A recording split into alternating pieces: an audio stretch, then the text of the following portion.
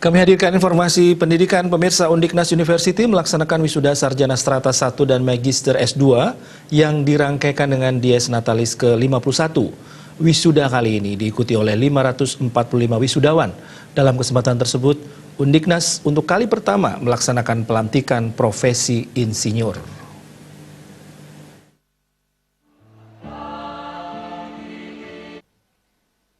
Menurut Rektor Undiknas University Nyoman Sri Subawa, dalam setahun terakhir, berbagai perubahan penuh makna telah dilakukan Undiknas untuk menjawab tantangan menjadi universitas unggul. Undiknas telah berpindah kuadran menuju Techno Research Partner University. Universitas yang unggul tidak hanya dalam bidang pembelajaran, tetapi juga dalam bidang riset atau penelitian. Pada tahun 2021 mendatang, Undiknas akan berfokus pada pengembangan kegiatan entrepreneurship atau kewirausahaan. Undiknas melakukan sebuah upaya tersebut karena menyadari gempuran revolusi industri 4.0 tidak dapat dibendung.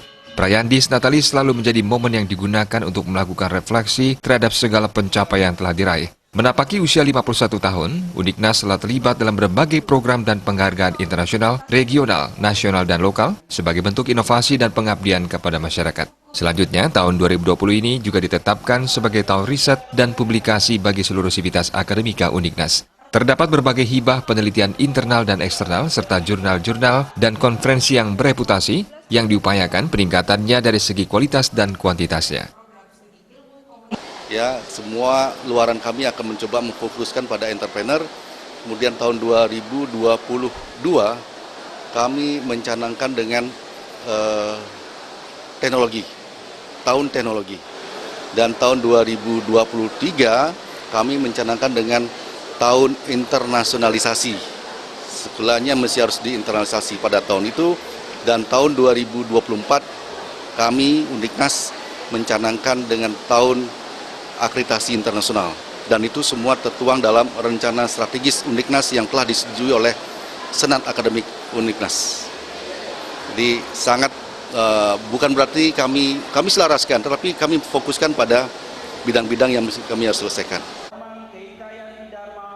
Ke-545 wisudawan, wisudawati terdiri atas 244 lulusan program studi manajemen, 136 lulusan program studi akuntansi, 34 lulusan program studi ilmu hukum, 15 lulusan program studi ilmu komunikasi, 8 lulusan program studi administrasi negara, 3 lulusan program studi teknik sipil, 11 lulusan program studi teknik elektro, 47 lulusan program profesi insinyur, 27 lulusan program studi magister manajemen, 6 lulusan program studi magister ilmu hukum, dan 14 lulusan program studi magister administrasi publik.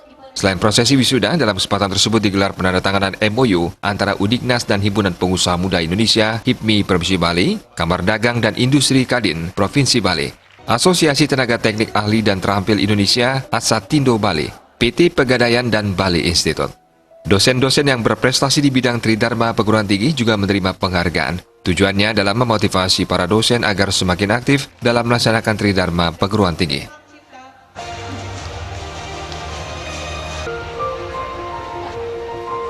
Bayu di Bali TV.